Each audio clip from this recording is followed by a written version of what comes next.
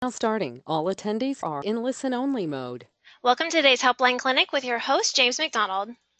Well, thank you very much, Andrea, and happy Monday to everybody. Welcome to our helpline session. Mr. Craig Proctor is he's on spring break, and they are in the Bahamas at the lovely Atlantis Resort. He sent me some pictures yesterday, in fact. So he says hello all the way from Bahamas to everybody, and yeah, they're enjoying their spring break down in the Caribbean. So that's lovely, and we are here.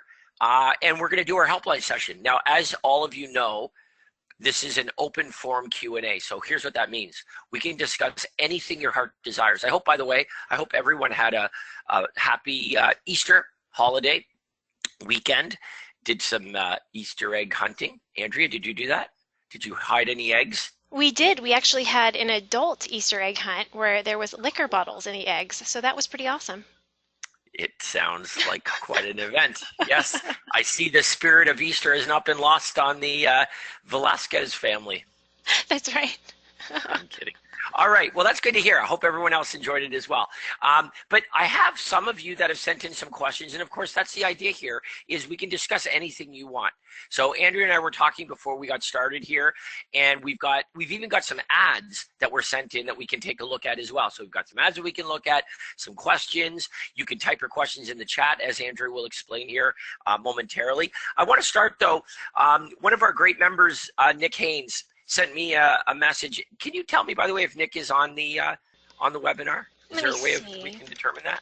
I can type it in. N-I-C-K, Nick. No Nicks on the call. No, okay, well, that's okay. Well, this is probably helpful for everybody, and maybe he'll listen in to this later on once we post it after the fact. But he's implementing the USP, one of the guarantees, and specifically the guarantee that he's doing is your home sold at your price guaranteed, or I'll sell it for free. And he's got a couple questions here to do with the 120-day time period. Well, first of all, that 120-day time period is up to you. See, in your guarantee, it didn't say anything about 120 days. It said your home sold at your price guaranteed, or I'll sell it for free. It didn't say your home sold at your price within 120 days, or I'll sell it for free. So you're the one making up the rules. And I'll tell you, this is the first thing that Craig would say about any guarantee. It's your program. You make the rules. So you determine how you want this to work. But the big question is this: if you're going to use 120 days, does the 120 days include the period leading up to closing? And no, what you're talking about is you're going to sell it, an accepted offer within 120 days. So if you're going to use 120 days, what that means is you are going to receive an acceptable offer that is greater than asking price within 120 days. Now, the other issue is what happens if something happens and the deal falls through after it's accepted? Well, you know, this will happen from time to time, but remember, they accepted the offer. You did your job. You brought them an offer within 120 days that was at or above the guaranteed amount. And so they accepted it, you know. Now, obviously, you're there to guide them and let them know that an accepted offer, you know, things can go wrong depending on the strength of the offer. But if they chose to accept that offer, then you performed. And remember, that's what the performance guarantee is all about. What it's saying is this: I'm going to achieve a level of performance that you're looking for from me. And I'm going to put it in writing. I'm going to guarantee it. Now, the other realtors might tell you they're going to do something, but they certainly won't put in writing any kind of guarantee. What is the purpose of this guarantee in the first place? It's to answer the question, why should I do business with you when I could do business with anybody? Why you? What makes you different? Well, if you choose to list your home with me, I'm going to get you an accepted offer within 120 days that is at or above the listed price of your property. And if I fail, then my portion of the commission is free. That's a pretty bold reason why someone would choose to do business with you. But please do bear in mind, you make the rules of your guarantee, and any guarantee that you offer is better and more than any of your competitors in the marketplace are offering and promoting. So you need to make sure that that's abundantly clear when you articulate that in your presentation. So anyway, that was from Nick Haynes, and I think that's a great USP, certainly a very bold USP to make. Hope that helps. And Andrea, thanks so much for pulling up the conditions there. Again, that's something everybody can do. You're going to the tools, you're going to the certificate generator, and you'll notice that for all of the corresponding guarantees, performance guarantees, etc., there is a corresponding certificate that explains the offer and lays out the rules, and you can adjust the rules since, as Craig likes to say, it's your program. You determine the terms and conditions of your program. All right, good stuff. So Andrea, why don't we see what kind of questions we have here, or if anybody has anything specific that they'd like to discuss. It's slow going so far. If you haven't done so already, go ahead and click the hand icon you see on your control panel. You must be on a telephone or have a mic on your computer or device. You can also type your question, comment in the chat box. We have Mark Good who has raised his hand, and I will unmute your mic. Go ahead, Mark. Yes, good morning. Question about those of us who are sync users. For coaching members, will we have access to the Craig Proctor reports like are available in Success? Yes, absolutely. So you're talking about the corresponding reports that correspond to the different ads that you might be running, editorial ads, different guarantees, etc. And you're wanting to know if you have access to those? Right, because I once heard that it was just for platinum members, and there's the landing pages plus the reports. No, if you look on the coaching website, you'll notice that all of them are there. So Andrea, why don't you show us where we would go to find the different types of ads and reports that correspond to one another. So here we go. Under the ad generator mark, you'll notice that for every different ad, there is a corresponding report, and you can download that report. So with the Commissions Inc. platform, it's just streamlined in that platform. But as far as availability goes, you'll notice here that for every different ad that you've got available here, there's a corresponding report, and there are dozens of them for different types of ads. Okay, I mean, yeah, right. We're not holding anything back from you. I just wondered whether it's part of the Commissions Inc. stuff that we can get turned on. Okay. All right. You know, the reason you're using the Commissions Inc. platform is because it's kind of an all-in-one system of lead generation, of CRM. Everything is streamlined all together in that platform. And, you know, it's almost like a one-stop business solution for Craig Proctor students. And those that are using it are pretty blown away by it. But what I find is that you kind of graduate up to it. So is it something that you're looking into, or that you've implemented, or not? No, I'm using Sync already, and I'm very happy with the results from the pay-per-click campaigns that they do. And the CRM, of course, is awesome. Yeah, no, absolutely. So, you know, it's expensive, but that's relative to your success with it. And obviously, for the most part, the platinum students that are using Sync have their lead conversion down enough to the point where it's massively profitable to use the platform. And that's the only, I mean, for me, if I'm talking to any one of our coaching members, for example, about using Commissions Inc., what I want to know first and foremost is their quality of lead conversion. Because if your lead conversion, that is both your use of the universal script, your systems of you know, organizing and tracking all of your leads, all of that stuff is in place, and you're doing a good job with lead conversion, then I would definitely recommend going forward with the Sync platform. But if lead conversion is still a work in progress, then I would rather you generate your own leads, and let's focus on perfecting the lead conversion, so that if we're going to spend more money, substantially so to get up and running the sync platform, then at least we know we're going to make money right off the bat with the leads that we're generating from it because of the quality of our lead conversion. And that's not true with everybody yet, but once it is, then it's an absolute no-brainer. So I'm hoping that you fall into that category, Mark. Yeah, thanks very much. You're welcome. And what I'm showing right now, just for our members who are interested in Sync and the platform, we discussed this with Craig last week. On Sunday, April 17th at the conference, there's going to be a bonus training day with Todd and some of the representatives, and it's being hosted by Commissions Inc. So you may want to look into that. There's an email address. You can email platinum@toddwalters.com for more information if you're going to be attending our event. Okay, so this is on Sunday, April the 17th? Correct. Is that okay? Commissions Inc. hosted by the Sync Tech training team. Excellent. That's really helpful. Thank you, Andrea. Yeah, and I think that just about everybody, well, not everybody, but just about everybody has confirmed their participation in April at the Platinum event. You know, if you're in the coaching program, then you're entitled to come, and you should. It's such a great use of your time, and you'll find it's very, very advanced.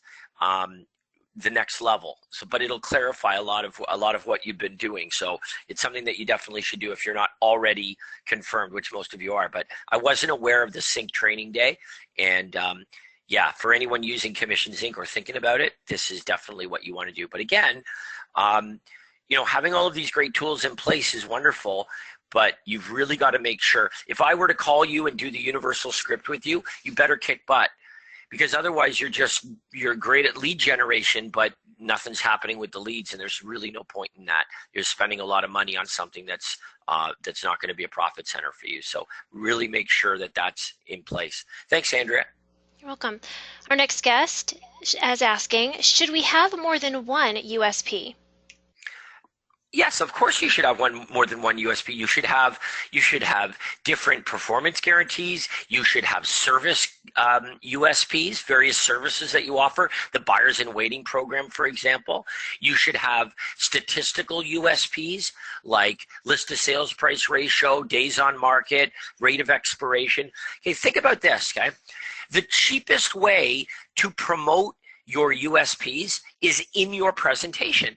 So whether that's a buyer presentation or a listing presentation, all the presentation is essentially is a series of unique selling propositions where you identify challenges that, let's say, a seller has and how you solve that with various USPs.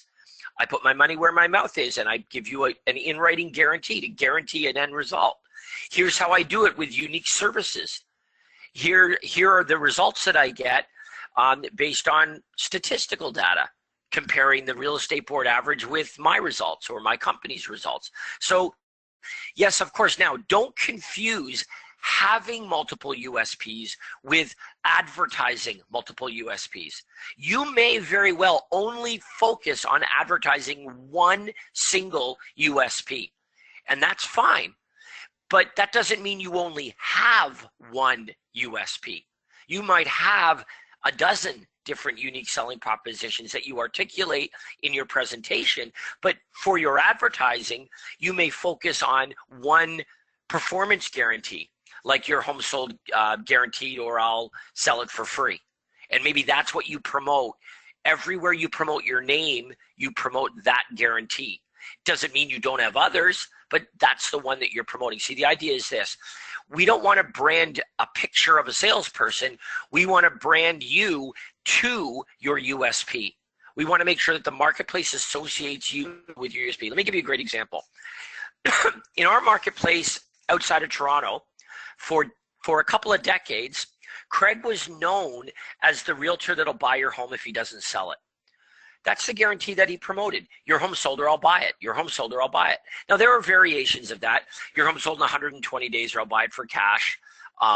Move up to any one of my listings and I'll buy yours. It was the same program, and the gist was the same, which is Craig became branded not as Craig Proctor, the salesperson, but as, oh, that's that guy that'll buy your house. Now, he bought less than a handful over a 25-year career, but he was known as the guy who will buy your house if he doesn't sell it. And of course, the result is he sells a lot lot of real estate, so clearly he can sell your home. Now, at the same time, though, what's fascinating is that all of these other unique selling propositions that you have access to, that you've learned about, Craig also invented all of those various USPs and had access to all of those as well. So in a listing presentation, let's say that Craig wanted to offer a different guarantee because maybe the guaranteed sale program didn't apply. For example, they weren't moving up, they were moving out of the area.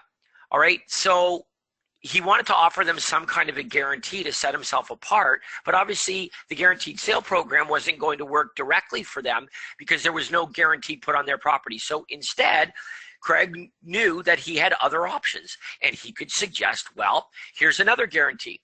I will sell your home in under 60 days, or if it takes me longer than 60 days to sell your property, I'll save you $5,000 in commission, right?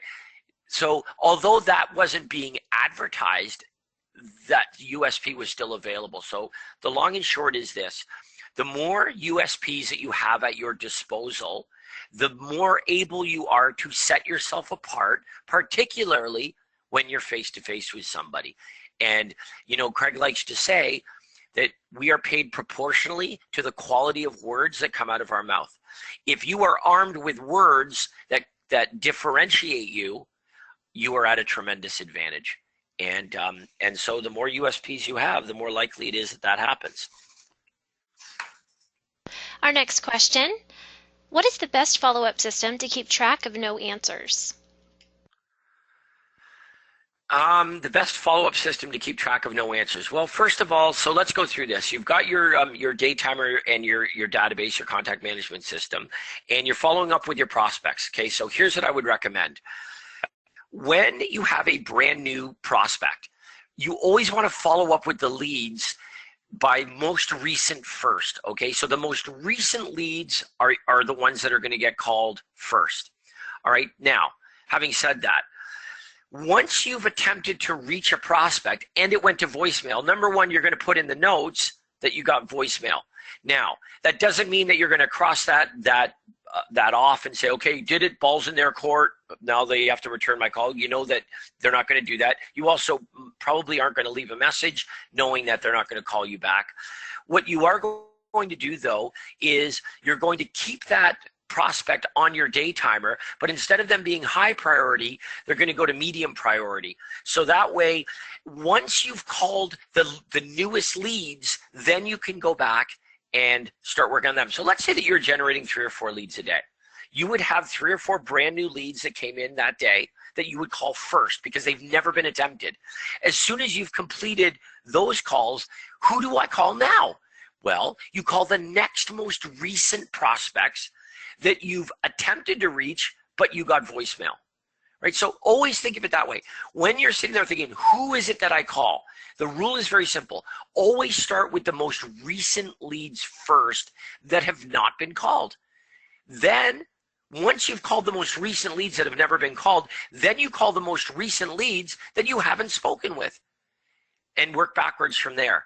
So depending on what contact management system, you can prioritize the leads by color coding them. So maybe red signifies top priority. When a brand new lead comes into your system, they go in red. Red means they're brand new, they've never been contacted. Once you have contacted them, even if you got voicemail, maybe it turns to blue. That means medium. They're not red priority, but they're the next priority. And then once you've reached the prospect and you've spoken with them, then what should happen is, instead of that prospect being a timeless activity, in other words, instead of them being on your day timer as a lead, instead what you want to do is you want to slot them in a particular time slot on your day timer to call back. Let me give you an example. You do a call and you speak with Mrs. Smith, and Mrs. Smith indicates that that in the next couple of months, they're going to be putting their home on the market. Okay, they bought new construction. It won't be ready until later on, but it'll probably be 2 months before they're ready to list their home for sale, and they'll probably be ready to interview some realtors. and you're like, hot damn, it's too early to book an appointment right now, but I definitely want to make sure I stay in touch with them. Okay, so what do you do with that prospect? What do you do? Number one, you're going to set a plan, launch a plan where they're going to receive your newsletter and whatever information automatically you're going to want emailed and mailed to them. Okay, that's but the click of a button. Okay, but in terms of your day timer, where do Mr. and Mrs. Smith go on your day timer? Okay, here's what's going to happen. You're going to cut their time in half. So you're going to call them back, not in 2 months, in 1 month.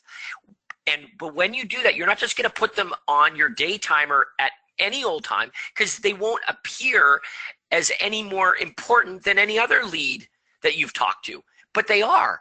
So where are they going to go? You know that every Tuesday evening you make your follow-up calls. So you're going to fast forward a month from now to Tuesday a month from now, and you know that you make your follow-up calls at 7 o'clock in the evening. At 7 o'clock a month from now on Tuesday, you are going to slot them in at 7 o'clock. They're going to go right there as if it was an appointment, and they're going to be sitting there 7 o'clock. You have an appointment with Mr. and Mrs. Smith.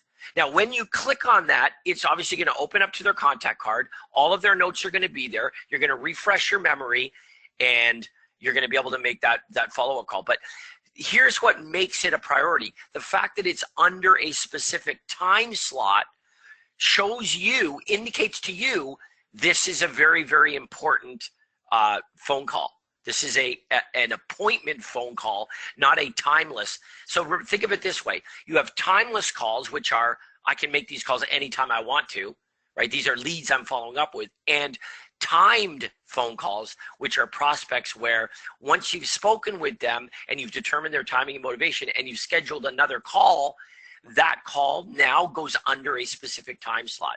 So that way, when you sit down and you make phone calls a month from now, and it's Tuesday evening and it's 7 o'clock, and you sit down and you say, okay, who am I going to call? Well, the first thing you're going to do is you're going to call the 4 leads you generated today. Remember, you're always going to start with the newest leads first. So you're going to call back the brand new leads that came in that day. Okay, you got to get to them quickly, because that's when you're going to have the most success. Once you've completed those 3 or 4 calls, then at 7 o'clock, you've got your call with Mr. and Mrs. Smith. You're going to read the notes first. Notice that you talked to them. Refresh your memory. They bought new construction, and you're going to get on the phone with them and reiterate your last conversation with them. Determine their timing and motivation. Make sure that they're still on track. Determine whether it's appropriate to book an appointment with them now, or whether you should follow up with them in another week or 2, and then follow the exact same process. So what your day timer eventually looks like is that you have physical appointments to go out on. Those are timed.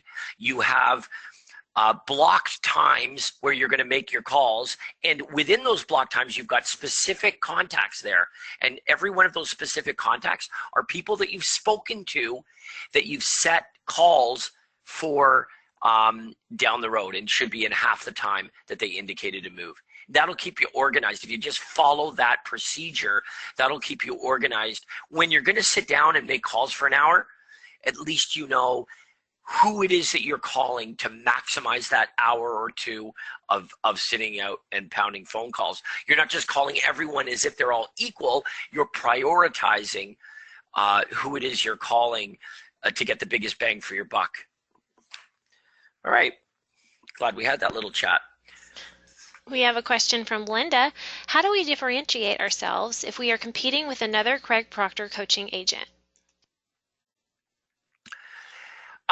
Well, the truth is all you can do is you can focus on you. All right. So in other words, you don't know that. I mean, if you really stop and think about it, you don't know that you are competing. All you can focus on is what you do and the job that you do articulating. It would be like saying this, how do I set my restaurant apart if there already is a good restaurant? Listen, you're not going to win every single listing. You're not going to.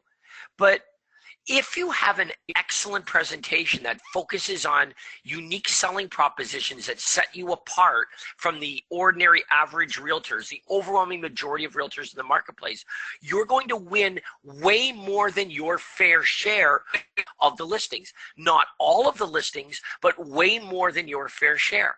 So there, I mean, okay, so would this be an answer? Well, that's true. You know what? We should scrap this whole real estate thing, because you're right. I mean, we're going to lose a listing out of 100. We might lose one because we're up against another Proctor student. So we might as well. Do you see how foolish that sounds? Okay, watch this. You are going to hone your presentation, and you're going to articulate so effectively the different reasons why someone would want to do business with you that the overwhelming majority of the time, you're not up against another Craig Proctor realtor. The overwhelming majority of the time. And on the very rare occasion that you are, if you focus on you and you focus on honing your presentation, I bet you that you'll win the listing the majority of the time. And then we're good. All problems are solved. Remember, you have a toolbox. Okay, that's how I want you to think of the Craig Proctor system. You have a toolbox, an arsenal. You've got all kinds of different USPs that you can offer. You've got cancellation guarantees. You've got all kinds of different tools at your disposal. And if you learn and understand how they all work and you have them all available to you, it doesn't mean you have to use them every time. But what if the prospect said, well, you know, we interviewed another realtor yesterday and they also offered us this same guarantee. Now you're thinking, they did they? Okay, so I'm up against a Craig Proctor, another Craig Proctor agent. This is one of those rare 1 out of 100 occasions. Okay, so then you ask them, were there any other guarantees that they offered you? To which they say no. To which you then say, well, let me share some additional guarantees that I'd like to offer you for your peace of mind. And you reach into your toolbox, you reach into your arsenal, which you have at your disposal. Boom, boom, boom, boom. Listen, setting yourself apart is very easy if you take the time to verse yourself in all of the different USPs that are available to you. And you understand that every one of them you could offer. But the effectiveness of how you articulate it is every bit as important as just having the USP as well. So anyway, let me rest your mind that is not something that needs to be a panic by any stretch. It's going to be rare, and if you focus on you, you're still going to win the listing the majority of the time. We have a few audio questions that have come in, so we'll go to our first. Harry Kimbrough, your mic is now open.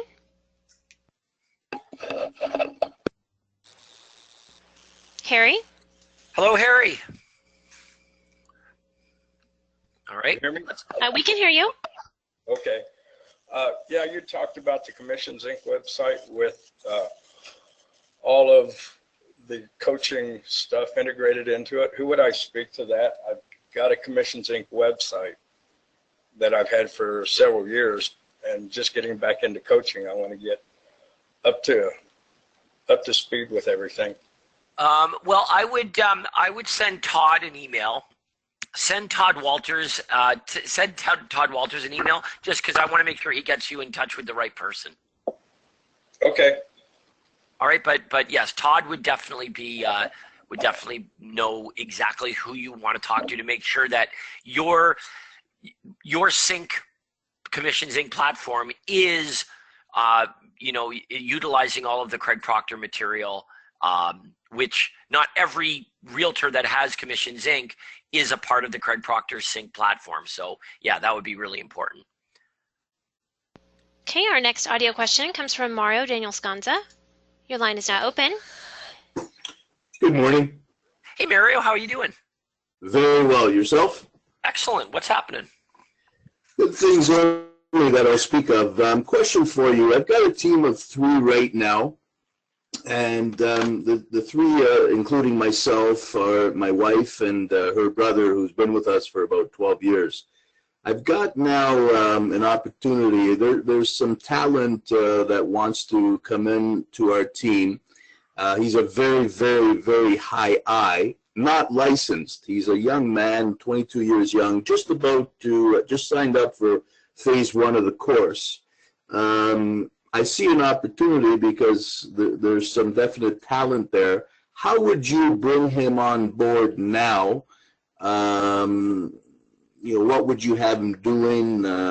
What would you have him learning? That sort of idea. Well, remember this, the whole purpose of bringing people on board is to handle an overflow of business that you either can't handle or would find really overwhelming to be able to handle. So this is what you need to ask yourself. Are you in a position right now where you can turn the tap up and you could at will generate more leads? Because if you're in a position where you can generate more leads, then yes, you could bring on a never-ending, funnel of new agents to handle the overflow. Then you'd work on having the systems in place. But listen, if this guy, he's a high I, he's obviously going to be a good salesperson, or at least that's probably the direction that they're going to go in. So either they're going to do inside sales, or they're going to do, probably start by having them work with buyers. I'm always apprehensive to say have them do inside sales, because what it does is it gives the highest technical work, the most skilled position, to the least skilled person, right? So your mind might say, oh, well, they could make some phone calls. Yeah, but hang on. Making phone calls and being effective is incredibly skilled. It's a highly skilled position, as many of you have learned, have figured that out, right? Like the fish don't jump in the boat. You've got to be awesome on the phone to book appointments. And if you delegate those phone calls to somebody of absolutely no skill because they're brand new, you're taking the most skilled position, giving it to the least skilled person. So here's what I'd recommend instead. You would rather have this person do a shadow program in the beginning. Okay, so they should shadow you making phone calls, and they should shadow your wife or your brother-in-law doing appointments and working with buyers. In other words, the best way for them to learn the system is to watch it in action. It's a shadow program. So they're not licensed yet anyway. It's not like they can do anything right now. But I'll tell you how you will educate them as to how this works is for them to watch the machine run. And if they can observe, how it works, then when they are licensed and ready to go, they will understand it so much better that at least they'll be able to hit the ground running. And you'd be able to give them either appointments where they could convert a buyer to a contract and work with buyers, or work with buyers who have already been signed to contracts. Probably be a good position for them as well. But that's sort of the process I think that you want to take, Mario, with somebody like that. But I'd be really apprehensive in saying, well, let them make phone calls. Honestly, it would probably be a bad idea to do that. I tend to agree with you on that. Would there be, so with the shadow program, would there be, obviously the compensation is really, I'm compensating him because he's learning from a lot of experience, actually. Well, listen, everybody that gets into real estate, okay, everybody that gets into real estate and everybody that gets their real estate license, they understand that nature of what they're getting into is that they are in a commission-based business. I don't think anybody gets into real estate thinking that they're going to be paid on the, paid while learning. Okay, that would be very, very, very rare. So the way that you've got to position this is that you are training this person for free. Forget about what are you paying them to shadow you. Wait a minute, what are they paying you to train them, to educate them in what is essentially their own business? And the answer is nothing. So you're not paying them, but nor are they paying you for the invaluable training that you're providing to this young brand new realtor. So you've got to think of it that way. In no way is there any compensation that, you're training them for their benefit. If they don't want the training, who loses there? Them or you? They do. So you might want to rethink that, that idea that there should be any kind of compensation. Listen, once they're licensed and they come and join your team, totally different story. But up until that point, any training that you provide them, they should be really grateful for the time that you're spending with them to make them, a better realtor, to make it more likely that they make money more quickly when they do get licensed. Because I'll tell you, everybody remembers when you first got your real estate license, it's highly likely you ain't making any money for 6 months. And that's a pretty tough 6 months. If they can hit the ground running because of your training, they're going to be making money well within that period of time, all because of you and your team and your training. So that's something that you might want to rethink. And that's a great thought. Would you, for instance, hand off some little things, maybe some administrative items while they're shadowing, so they're just not there just shadowing the whole time? Would you hand anything off? As long as what you're having them do is going to help them understand how the business works. Right? I mean, think about it that way. What you're really doing is you're educating them so they understand how the system works. So as long as what they're doing helps them understand how the system works, then I think, yes, it'd be a great idea. Remember this, though. If they're a high I through the roof and you're giving them administrative tasks, don't be shocked when they're maybe not done to perfection. Speaking as a high I, I'm kind of thinking about myself a little bit there. And maybe not all the T's will be crossed and all the I's perhaps may not be dotted when you give a high I, a high S and C task. Sometimes you might be disappointed with the thoroughness of their completing that task. So be aware of that as well. Thank you very much, James. Thanks, Mario. Good luck with that. Our next guest is Ellen Levy. And Ellen, please confirm this is the ad you had sent me you want to talk about today. Yes, ma'am, it is. Perfect. Okay, well, first of all, the problem with this ad is it disqualifies virtually everybody who isn't looking for a $575,000 4-bedroom building. You're appealing to a very, very narrow audience, so just be aware of that. What you might also want to do is, in addition to advertising this specific property, what you also might want to do is you might want to run an ad that offers investment opportunities, right? If that's what you would call this, is some kind of an investment opportunity, then run an ad that offers a free list of investment opportunities starting at $500,000 and up. Like, in other words, make a more universal offer that would attract the kind of prospect that might be interested in buying something like this. Because the problem is that when you're promoting something this specific, what you're really doing is you're disqualifying the overwhelming majority of the prospects. You're looking for the needle in the haystack that would only be interested in this, and you're getting rid of anybody that would want something other than this. So even though we could help them, like if somebody says, well, I am looking for an opportunity like this, but I'm looking for something way bigger. If I said, well, could you help them find something bigger? You'd say, absolutely, I could. But you can't, because they didn't respond, because they disqualified the ad. So we've got to do both. And we've got to remember that when we're promoting a specific property, the more specific we are, the more likely it is that we disqualify all the prospects that see it. And we leave ourselves with nothing. So be very conscious of that and make sure that where you are promoting an individual property, you're also making universal offers that are more difficult to disqualify. Like, you could have the same ad, but have the headline say investment opportunity, live in and have tenants, and make money from tenants. You're doing both.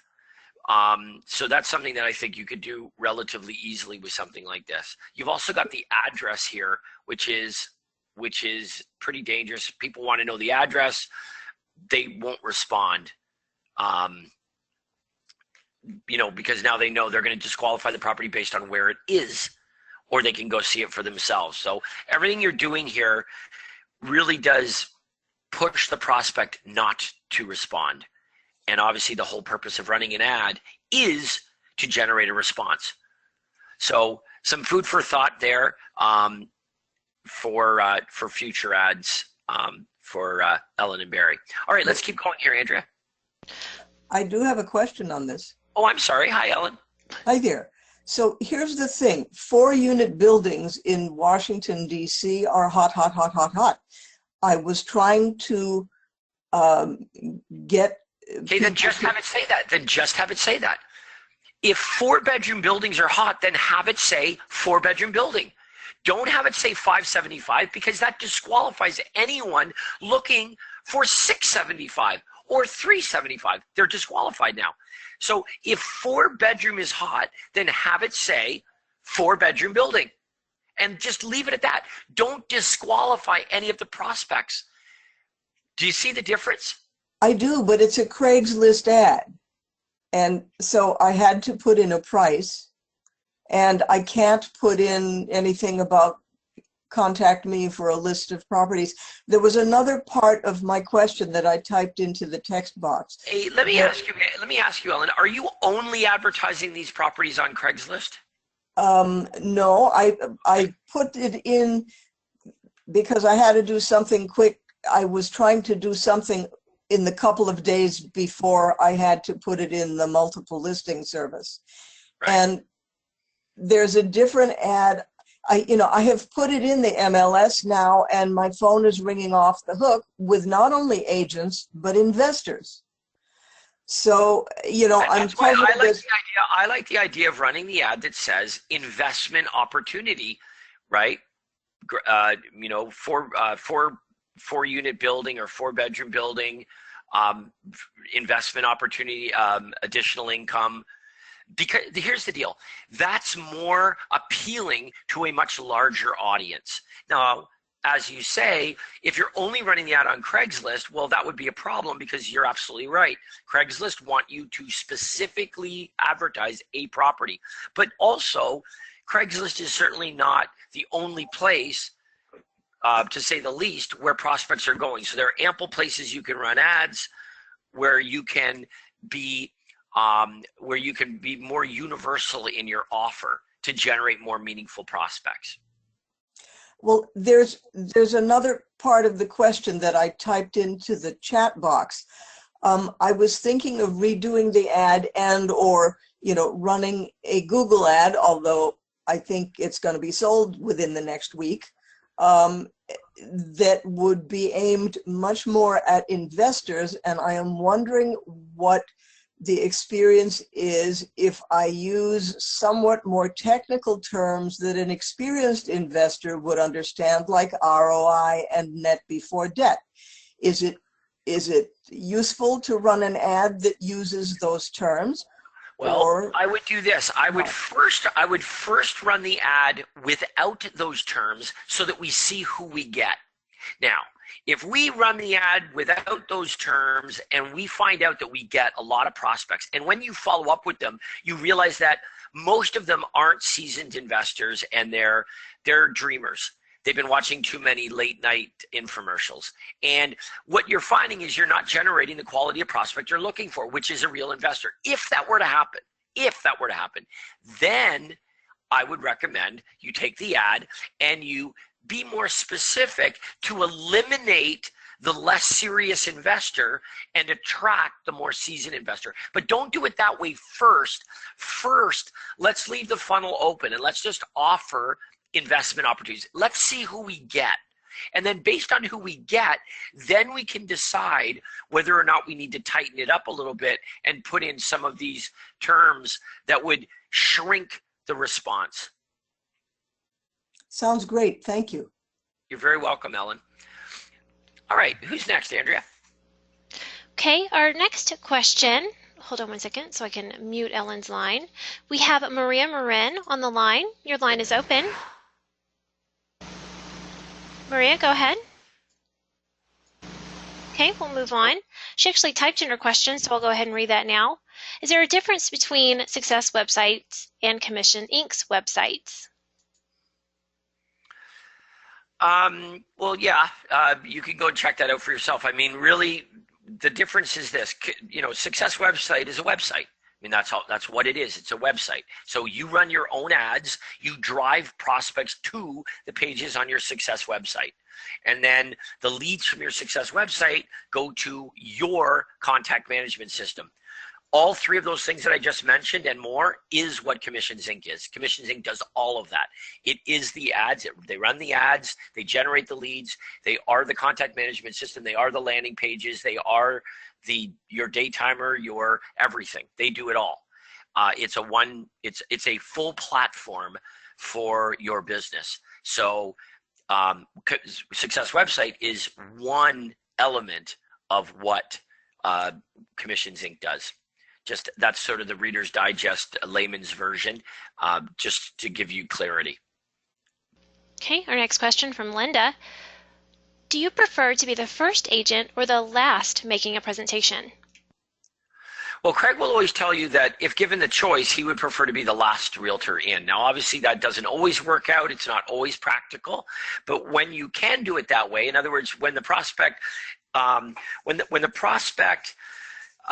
volunteers the information and says, listen, I'm interviewing this weekend. We're going to be interviewing several realtors this weekend.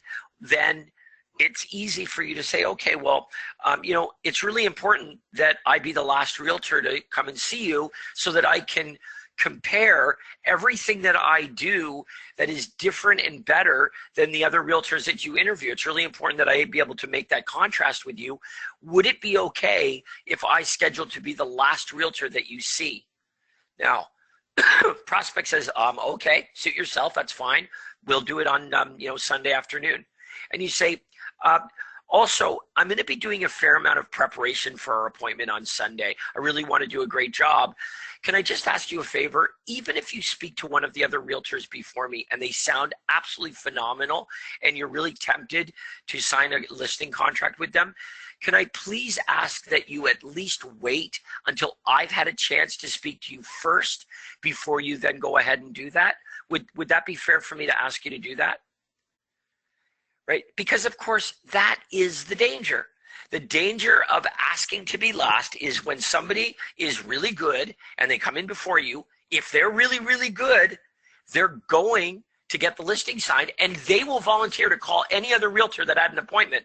That's what I'd say. I'd say, listen, I understand you've got some other appointments that you've booked. So why don't I do this? I will call those other realtors for you and I'll let them know that you did make a decision and that your home is on the market and that you've selected me. But you don't need to go through that discomfort. I will call them. I work with them and they'll understand. I'll happily do that for you. Right? That's what any good agent would be able to do that. So yes, this is dangerous. So you've got to make sure that you articulate. Now, if you get burned a few times doing it that way, you ain't going to do it that way anymore. But if it works for you, as it did for Craig, then it's great to be the last realtor in because, again, if you've got a presentation that is superior because of all the USPs, then you are going to stand out among all of the other realtors. And, contrast is very, very powerful. In other words, when people see that not all realtors are the same and that they don't all do it the same way, they don't offer the same services and guarantees and statistical data, et cetera, they will want to do business with the expert. They will want to do business with the superior business. That's you. And you will be paid accordingly. So to make that contrast requires you going last, not first. However, the danger is that you may not get your chance. So there's the process you're going to take. And again, if you asked to be last and you got burned a few times, you're probably going to stop doing that. Or certainly you're going to change your verbiage and see if you can get a different result. Hope that helps. Okay. Leslie asks, I'd like to create a classified ad geared to lakefront buyers. Which ad could I use and change to fit this criteria? She tried using homes with pools and others, but she can't seem to change the bold print in the ad? I would use hot new listings. All right, so there's an ad called Hot New Listings, and there's a landing page for hot new listings. All right, and so it's pretty generic if you think about it. I mean, hot new listings, we could make that work for any kind of hot new listing. Hot new waterfront listings, right, would be a pretty easy transition. So what you're doing is you're coming up with a landing page that offers hot new listings, and you're running an ad that says hot new waterfront listings, free list of properties, of waterfront properties, all prices and areas, free hot list with pictures, map addresses, visit www.area waterfront hot list, whereupon it takes them to the page that offers a hot list of new properties, which you could customize to include the word waterfront. So that's probably what I would do just on first thought. Go to the landing page for that one.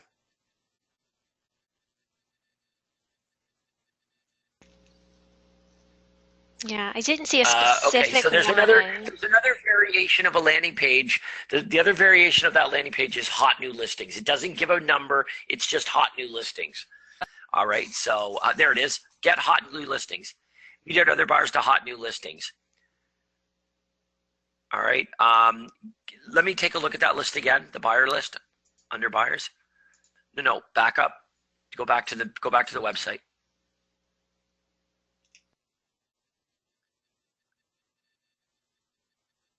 Where you had the menu of all the landing pages on the actual website. There. All right, so let's take a look here.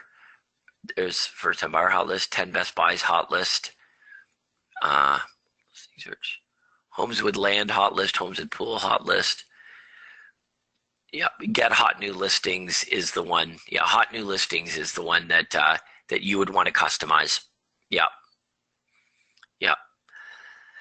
You would just want to customize this to be, instead of just hot new listings, it'd be waterfront listings, hot waterfront listings.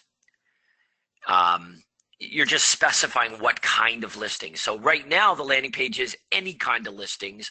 What you want to do is you want to customize it for waterfront listings. Because the whole idea is, see, when it comes to a specific kind of property like that, let's think about this, okay? What you're talking about is not the mainstream properties in the market, but the rarer properties where there are less of them. So in other words, when these properties that are more rare come on the market, it's imperative that you know about them quickly because they're rare. They're not the mainstream property. They're the exceptional property. So you need to have immediate notification of these hot waterfront properties as soon as they come on the market. And that's exactly what this page articulates. If you are looking for something very rare, like a waterfront property, then you need to be notified of that property before the other waterfront buyers are also notified that this property is available. Otherwise, you're going to find out about this property being available after all of the other buyers are already aware. And if that's true, anything that's still available is available because it wasn't attractive to any other buyer, which means you're only being exposed to the leftovers. And that's what's articulated on the landing page. Okay, that's a good question. That's an easy fix. And I know that Success website will help you with that. Okay, what I have now up on your screen is our list of events because we have a few members asking about our Florida boot camp.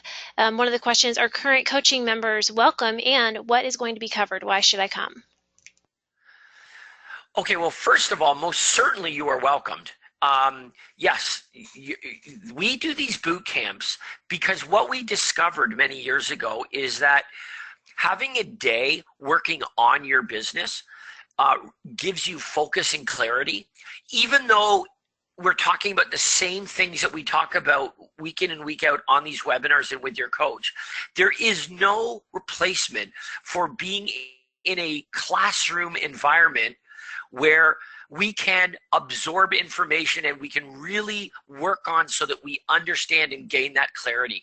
There's nothing like a classroom. So we're not doing it every week or even every month, but periodically, maybe every 4 months, we want to do a boot camp where there's no cost to you. You've already paid for it. It's part of the coaching program. But here's the bottom line. It works. When you can come and sit in a room and we can focus on your lead generation and go over all the different lead generators. We can focus on your lead conversion, not just the universal script, but what systems you have in place. And we can also learn from each other. We'll do panels. What will happen is you will leave that day at 5:30, 6 o'clock. You will leave that day and you will have absolute clarity that you didn't have before you came to the boot camp. So, and I find that it's overwhelming. 99 out of 100 participants all feel that way. It's the very rare exception where someone doesn't. And so, listen, you don't have to come to all of them, but do come to a boot camp. And, if you're in Florida, well, obviously it's a no-brainer for you to do the Florida boot camp, or if you're anywhere on the East Coast. If you're in California, we do plenty of them in California. You don't need to fly to Florida to do the boot camp. So in other words, don't confuse doing all of them with doing a boot camp. We want you to do a boot camp. You're more than welcomed and entitled to come to all of them if you'd like, but that really isn't the design. We've kind of figured it geographically to make it convenient for you depending on where you live. All right. Okay, our next question from Lee. I'm getting more leads from text or emails. Can the universal callback script be used when text messaging or when emailing a potential client? Well, as long as the prospect requested information, I think that's really important, is that we've got to make sure that when you're responding to a prospect, you have a reason for calling them. All right. In other words, we don't want to say, oh, hey, hi, Andrea, it's James calling with Craig Proctor's office at RE/MAX. The reason I'm calling is because you didn't ask for anything and didn't want anything, but I was just calling you to see if I could get a commission check. Now, obviously, you're not going to say that, but the whole point is the difference between a cold call and what we're doing is we're only responding to prospects that have requested information from us first. So maybe the worst case scenario is this. Somebody who texted received information about a specific property, and you know that. So when you respond back to them, you're able to say, oh, hi, Andrea, it's James calling with Craig Proctor's office at RE/MAX Omega Realty. The reason I'm calling is I noticed that you accessed information on 123 Maple Street, and we did include some additional information that we texted to you. I hope that's okay, Andrea, and I hope you got all the information you were looking for. So Andrea says, yes, I did. No, I didn't. And then I'm able to get into the universal script to say, okay, well, by the way, are you thinking about making a move in the next few months? And now we're in the script. But the bottom line is this. You must reference that the prospect asked for information from you. That is the purpose behind your call. Your reason for calling them is that they requested information from you. So if they texted information, make sure that you reference that. If they emailed, make sure they reference that they requested information. And if they didn't request any information whatsoever, you really want to rethink calling them. Like, for example, people that hang up on your hotline, they didn't request anything. I would really think twice about whether you want to follow up with that prospect. Listen, if you're not generating any other prospects, then yes, they're better than nothing. But if you're generating good prospects that do request information, that should be your focus. Good question. And keeping along with the script, we have Sure, and they are new to our system, and says, I did my first marketing and I received some leads. However, the script was very challenging for doing it the first time. Is there any way I can make it easier? Can you read that one more time, Andrea? I can. I just did my first marketing and I received some leads. However, the script was very challenging for doing it the first time. And I think what they're asking is, how can they get better at doing the script? Get on the Thursday role play calls and practice. I mean, I wish there was another answer, but there isn't. You've got to practice. And if you do, you'll become an expert, and it'll become second nature. And once it becomes second nature, it becomes a conversation. You are having a conversation with a worthy prospect. The difference is, instead of winging it and just talking, you have an actual purpose and direction that is beneficial to the prospect and to you. That's all the universal callback script is, a conversation. It's a conversation that actually gets an outcome. And the outcome is a good one for both the prospect and for you. But the only way you're going to get that outcome is if you practice like crazy. Get on the Thursday role play calls, and become a student of lead conversion. Anybody can generate leads, anybody can buy leads, but it is only the rare realtor that is skilled at lead conversion. And I will say this, is that overwhelmingly Craig's system, if I had to sort of rate the hierarchy of benefits to being a Craig Proctor student, number one would be lead conversion. Craig's system of lead conversion and the skills of lead conversion that the Craig Proctor student learns are bar none exceptional in our industry.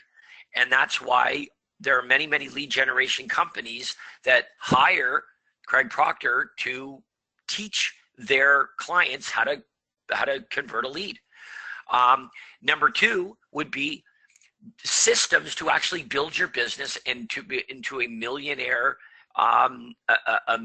agent system of selling real estate. You need systems in place. You need technology. You need to hire people. There's a way of doing all of that, and all of it is laid out in blueprint, and Craig gives you all that. But none of it is worth anything if we can't convert leads. There is no building a business if we don't know how to effectively, consistently, and predictably convert leads into clients. But once we do that, then sky's the limit. There is no limit to what your business can look like once we've solidified your lead conversion. So that's exactly why you're doing this. But I have to tell you, I was going to say there are no shortcuts, but the truth is there is a learning curve, and it's different for everybody. The more you throw yourself into it and study, the quicker you will be an expert at lead conversion, particularly with the universal script. So, hey, by the way, Thursday is our role play session.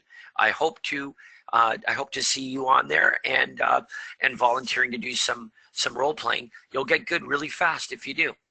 Another thing I'd like to mention before we move on is one thing that I know has really helped some of our members is listening to Craig do his follow-up, because then you really get to hear how it sounds when someone has mastered the script. And obviously Craig has mastered it because it's his script, but you can really hear the flow, how it's supposed to sound, and how quickly he got running through it. And you can do that by going to the file library, just typing in calls, and download Listen to Craig Make Follow-Up Calls, ID 46. Excellent. Okay. Cool. So we're 6 minutes after the top of the hour. Would you like to go ahead and take a few more questions, or should we? Yeah, we'll take a couple more, and then we'll sign off, and we'll see everybody later on in the week. So let's take a couple more here. See what we've got. Okay. As a brand new realtor, what is the best way to handle questions focusing on your past performance and how many transactions you have done when you really haven't much to show? Well, what you want to focus on is your company.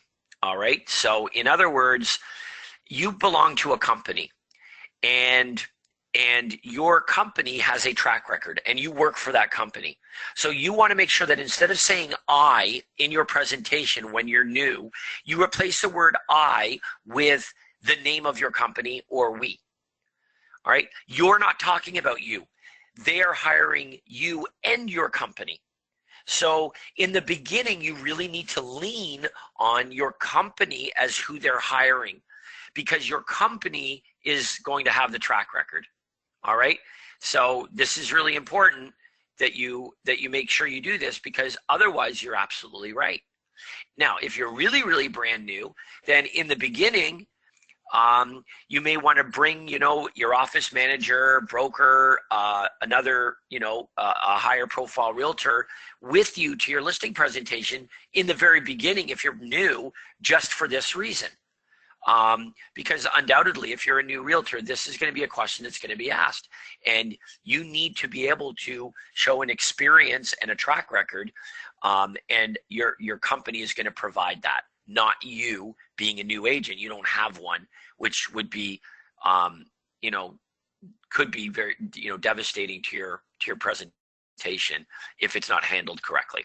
All right, let's take our final question here, Andrew. Okay, our final question. It says, in the seller offer, we offer to provide seller tips on what to do or what not to do to sell their home for the most money. I'm wondering at what point during the appointment you provide these tips.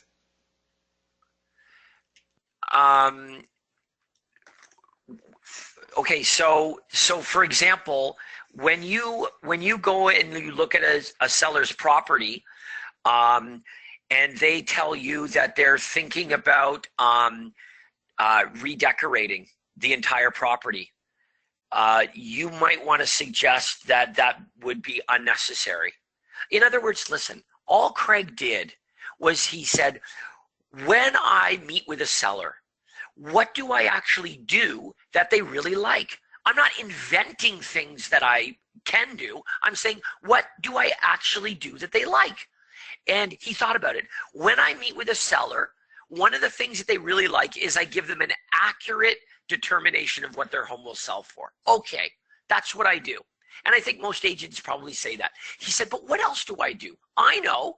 When I walk around their property, I share with them helpful tips, things to do and not do.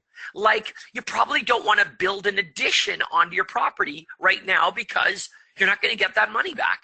You probably don't want to replace the faucets with gold taps, right? You know, or I might suggest things like, you might want to declutter, you know, or you've got one room that, you know, is a storage room that you might want to clean out and you might want to turn it into an office or demonstrate that it's a more versatile room. In other words, when Craig goes and sees a seller, he does this anyway. He didn't invent this. It's what he does anyway. What he discovered was when he articulates that over the phone, it turns out the seller's like, yeah, that would be helpful. So watch this. Number one, if I could take a look at your property, I can be accurate in determining the likely sales price of your property. That's true. Number two, by looking at your property, I can point out some inexpensive things to do or not do, some tips, anything that would make your home be more valuable to prospective buyers. You do that anyway. You do that now. There's no checklist. You do that. When you look at someone's home, you would offer them suggestions, things to do and not do. Every realtor does it. We're just articulating it. We can also talk about timing. We can go over a net sheet. Yes, can you show me what your net sheet looks like? Yeah, it's a blank piece of paper and a pen. Here's what your home is worth. Here's what you owe. Here are the closing costs. Here's what's left in your pocket. Right? Stop thinking that there's some big fan. All Craig did, and this is so ingenious, all he did was he stopped and he thought, when I meet with a seller, they really do get a lot out of our appointment. Why? What is it that I do at the appointment that they find so valuable? Well, I determine accurately, looking at comparable properties and looking at their property, we accurately determine likely sales price. Number two, when I walk around their home, I offer them suggestions, things that they can do and not do that would make their home more appealing to a broader audience, thus making it more valuable. I do it anyway. Number three, we go over a net sheet together. We talk about different closing costs that they incur. We talk about what they owe on the property. We talk about the likely sales price, and we do the math to give them a ballpark. Number four, we talk about timing. You know, when is a good time to put your home on the market? What does the inventory on the market look like? The amount of inventory available versus the number of buyers available. Well, it's April, coming into April. What did April of 2015 look like? We can get a good idea historically of that. Craig didn't invent things to do. What he did was he articulated what he already did that sellers really liked. That's what you're doing as well. Nothing more than that. Don't make it any more complicated than that. All you're doing is you're helping yourself get the appointment by articulating what you do on that appointment that would be of benefit to a seller, so that the seller listens to what you're saying, and at the conclusion they say, yes, that would be very helpful. When would be available? Days would be better. Today would be fine. That's why you're doing that. So I appreciate your question, but I really want you to understand how this all came about was because we do it anyway, but we don't always articulate what we do that is so valuable to the prospect. And Craig did.